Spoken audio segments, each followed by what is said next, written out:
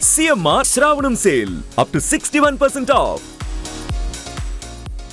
Sir ఒక్క straight point చెప్పండి. ఇన్ని విషయాలు మీకు మీ 5 ఏళ్ల పదవీ కాలంలో ఎప్పుడు తెలిసింది, ఎప్పుడు అవగతమయ్యాయి మీకు? ఒకదాని తర్వాత ఒకటి వచ్చిందండి. ఒక్కొక్కటి మొత్తం తెలిసాక ఎంతకాలం పట్టిందంటారు? మొత్తం పట్టిన తర్వాత నేను అసలు చివరి సంవత్సరంలో అసలు నేను అంటి ముట్టినట్టుగా ఉన్నానండి. పార్టీ కార్యక్రమాలకు కావచ్చు, ప్రభుత్వ కార్యక్రమాలకు కావచ్చు, అసలు నేను almost all touch me not.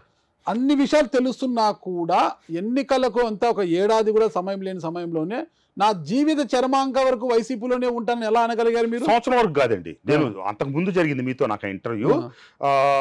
ఎప్పుడైతే ఆయన నన్ను పాయింట్ బ్లాంక్ లో పట్టుకొని జోగి రమేష్ ని పెద్దోని చేస్తా నన్ను తక్కువ చేసి మాట్లాడారో నాకు అప్పుడు, ఎందుకంటే ఇప్పుడు 2014లో మీరు జోగి రమేష్ని అక్కడ టికెట్ ఇస్తే ఓడిపోయాడు. 2018-17లో మీరు నన్ను, మీకు నాకు పర్సనల్గా తెలుసు, ఎన్నిసార్లు నన్ను ఒప్పించి తీసుకొచ్చారో ఆయనకే తెలుసు. తీసుకొచ్చి నన్ను 2018లో పెడితే కరెక్ట్గా 1 ఇయర్ తర్వాత ఎలక్షన్లో వస్తే 2019లో 1 ఇయర్ పాటు నేను అక్కడ పోరాటం చేసి గెలిచాను. మరి మీరు బ్యాక్గ్రౌండ్ అంతా మర్చిపోయి 2024 ఎలక్షన్కి జోగి రమేష్కి అప్పచెప్తా, జోగి రమేష్ గెలిపించుకొస్తాడు వసంత కృష్ణప్రసాద్ అంటే, మీరు వసంత కృష్ణప్రసాద్ ఏమంచనా వేసినట్టు? ఇప్పుడు 2014లో పెడితే అదే జోగి రమేష్ గారు ఓడిపోయాడు కదా, 2019లో నేను గెలిచాను కదా, నన్ను మరి 14లో ఓడిపోయిన ఆయన గెలిపేయటం ఏంటి? ఆయన అసలు ఒక నాయకుడుగా ఆయన ఆలోచన సరళ, ఆయన ఆలోచన ధోరణి ఎట్లా ఉంది? అమరావతి స్వయంగా నేను ఆ పార్టీలో చేరేటప్పుడు ఆ ముందు ఉంది కదా, అప్పుడు నేను ఆయన అడిగానండి, ఆయన 1-to-1 ఆయన అడిగాను, అన్న ఏంటి రాజధాని మీద అంతా మన పార్టీ అధికారంలోకి వస్తే రాజధాని విధ్వంసం చేస్తామంటున్నారు కదా అంటే, ఎవడు చెప్పాడు? నేను అందుకే కదా అక్కడ ఇల్లు కట్టుకుంది, ఆఫీస్ కట్టుకుంది, అది రాజధాని అనబట్టే కదా, ఇంకా బాగా చేస్తాం, అది చేస్తాం, ఇది చేస్తాం అని చెప్పారు. ప్రాక్టికాలిటీలోకి రాగానే 3 రాజధానులను బిల్లు పెట్టారు. వాళ్ళ ఇంట్లో చర్చ జరుగుతుంటే ఆ రోజు గంట సేపు అండి నేను కృష్ణా గుంటూరు జిల్లా ఎమ్మెల్యేలు మొత్తాన్ని సర్దడానికి పెడితే నేను గంట సేపు ఎదురు తిరిగే వాదిచ్చాను.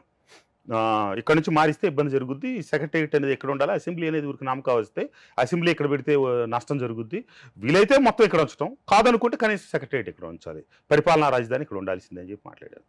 నా అభిప్రాయాలు నేను బహిరంగంగా వచ్చి కూడా చెప్పారు, 10 సందర్భాల్లో చెప్పాను, రాజధాని అమరావతికి ఇక్కడే ఉండాలి, కృష్ణా జిల్లా వాసిగా, మైలవరం శాసనసభ్యుడిగా ఇక్కడే ఉండాలి, నేను ఓపెన్గానే చెప్పాను. ఇప్పుడు దాన్ని కట్టుబడి ఉన్నారు మీరు? కట్టుబడి ఉండకపోతే నేను ఎందుకు వ్యతిరేకించేవాడిని? ఆ రోజు ముఖ్యమంత్రి గారిని నేను వ్యతిరేకించేవాడిని ఆయన నిర్ణయాన్ని. అమరావతి ఉండాలనే కదా నేను బలంగా వాదించింది, బలంగా కోరుకున్నాను. వైసీపీ ఘోర పరాభవానికి ఏకైక కారకులు వైఎస్ జగన్మోహన్ రెడ్డి గారు. 100%.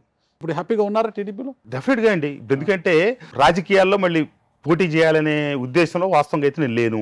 కొన్ని పరిణామాలు, పరిస్థితులు, కొందరు పెద్దల సూచనలతో లోకేష్ గారిని కలవటం, బాబు గారిని కలవటం, లోకేష్ బాబు గారితో చెప్పాను, బాబు పార్టీకి ఉపయోగపడతాను, నేను అటు మైలవరంలో ఇప్పుడు దాకా పోటీ చేసేట మైలవరం, అట్లాగే నందిగామ నా నేటివ్ ప్లేస్ కాబట్టి అక్కడ 2 చోట్ల పార్టీ కోసం పనిచేస్తాను, మీరు ఎట్లా చెప్తే అట్లా చేస్తాను, అంతా డెఫినెట్గా 2 అంటే ఈ రోజు 164 సీట్లు వచ్చినాయండి. ఈ పరిస్థితి మనకి 6 నెలల క్రితం తెలియదుగా, ఎన్నికలకు ముందు తెలియదు కదండి. అసలు అంతా పోటాపోటీ అని, నేరో అని, టైట్ అని, అంతా ఒక సెక్షన్ ఆఫ్ ద ఓట్స్ అంతా డొంగిపోయి ఉన్నాయి అనే పరిస్థితి కదా.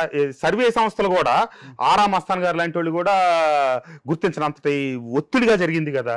కానీ నేను ఆ రోజు గెలుస్తాము, ఇంత కూటమి మహావిజయం సాధించుద్దని అయితే రాలేదండి. గట్టిగా ఎదుర్కోవాలి, రాష్ట్రానికి అన్యాయం జరుగుతుంది అన్న ఒక భావనలోనే లోకేష్ బాబు గారు చెప్పిన దాన్ని ఎందుకు మళ్ళీ కొనసాగాలనుకున్నారు? ఇంత దెబ్బతిన్న రాజకీయాల్లో ఎందుకు కొనసాగాలనుకున్నారు మళ్ళీ మీరు? శ్రేయోభిలాషులు కొంతమంది ఉండి, ఇప్పుడు నువ్వు ఇంత వ్యతిరేకించావు జగన్మోహన్ రెడ్డి గారిని, నీ భావజాలానికి అనుగుణంగా తెలుగుదేశం వస్తే అమరావతి ఇక్కడ ఉంటుంది కదా, ఈ విధ్వంసకర పాలన ఆగుద్ది కదా, నీకేం వయసు అయిపోలేదు, ఇప్పుడు నువ్వు 54 ఏళ్ళకే అని చెప్పిన మాట మీదట లోకేష్ బాబు గారిని కలవటం. అక్కడ ఒక పెద్ద తేడా ఒకటి గమనించానండి. నా లాస్ట్ జగన్మోహన్ రెడ్డి గారి విజిట్లో ఆయన ఏం చెప్పారు, నేను నిన్ను ఓన్ చేసుకోవాలంటే నువ్వు చంద్రబాబు నాయుడు గారిని తిట్టట్లేదు, లోకేష్ని తిట్టట్లేదని ఈ మాటలన్నీ మాట్లాడారు కదా.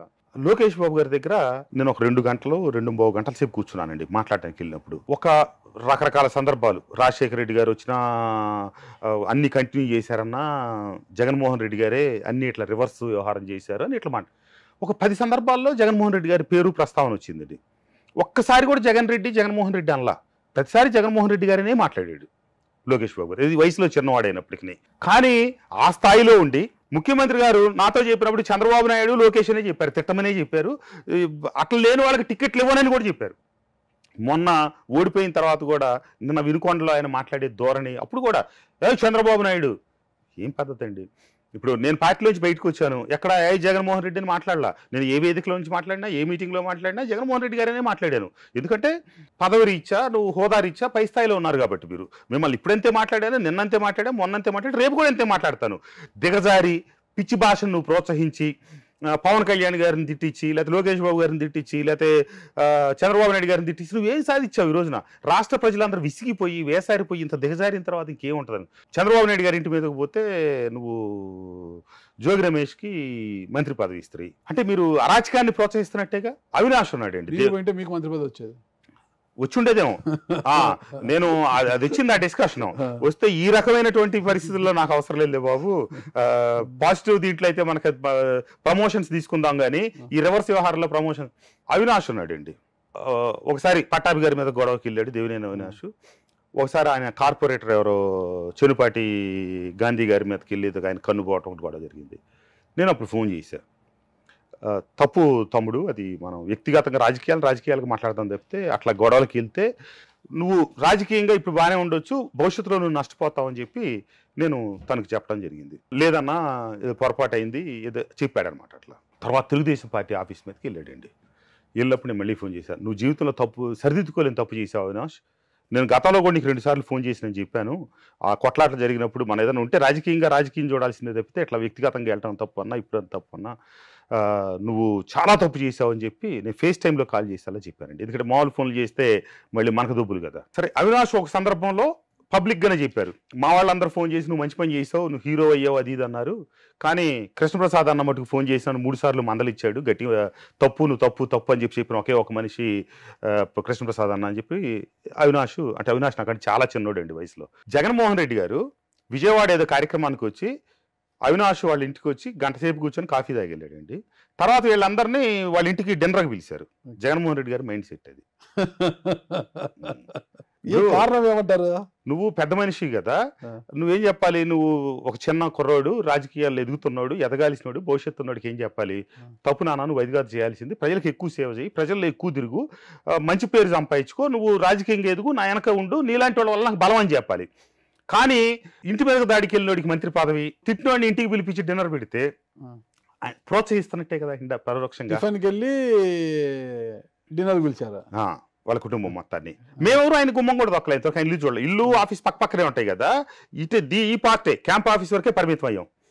మరి నేను కూడా చంద్రబాబు నాయుడు గారినో లేకపోతే లోకేష్ గారినో తిట్టో, లేకపోతే ఇప్పుడు చంద్రబాబు నాయుడు గారు వచ్చినప్పుడు రాళ్ళు వేయించితే మాకు పిలిచి మరి టీలు, టిఫిన్లు, కాఫీలు పెట్టేవాళ్ళం. మాకు తెలియదండి, మేము అందరం బాగాలేకపోయాం. మాకు ఆ స్థాయి, ఆ శక్తి భగవంతుడు మాకు కూర్చొని టీ కాఫీ తాగే అదృష్టం లేకపోయింది, మా కర్మ.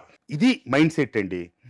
ఆయన వాడుకొని వదిలేసిన విధానం అది, నాయకుల్ని ఆయన కార్యకర్తలు వాడుకొని వదిలేసిన విధానం అది. దాన్ని గుర్తించిన వాళ్ళు ఆయన కుటుంబ సభ్యులు మనకంటే ముందున్నారు. ఆ తర్వాత నాయకులందరూ మేము గుర్తించాం, కార్యకర్తలందరూ గుర్తించారు. కాబట్టి దూరంగా ఉన్నోళ్ళు దూరంగా ఉన్నారు. అంత ఘోర పరాభవం, 151 వచ్చిన స్థానంలో 164 పోయాడు, ఓడిపోయి 11 స్థానాలకు పరిమితం అయ్యారు. ఇప్పుడు ఈరోజు 11 రెడ్డి గారు అనిపించుకుంటా ఉన్నారు. సేమ్ టైం మళ్ళీ పెద్ద మాటలు మాట్లాడుతూ ఉన్నారు.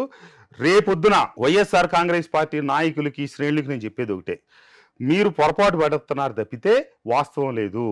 ఎట్టి పరిస్థితుల్లో జగన్మోహన్ రెడ్డి గారిలో మార్పు వస్తుందని మీరు భావించడం 100కి 500% తప్పు. మళ్ళీ అయినా మిమ్మల్ని వాడుకోవటమే తప్పితే ఆయన వల్ల మీకు కానీ ఈ రాష్ట్రానికి కానీ ఇంత కూడా మంచి జరగదు. అది మటుకు వాస్తవం. ఆయన మైండ్ సెట్ టోటల్లీ డిఫరెంట్.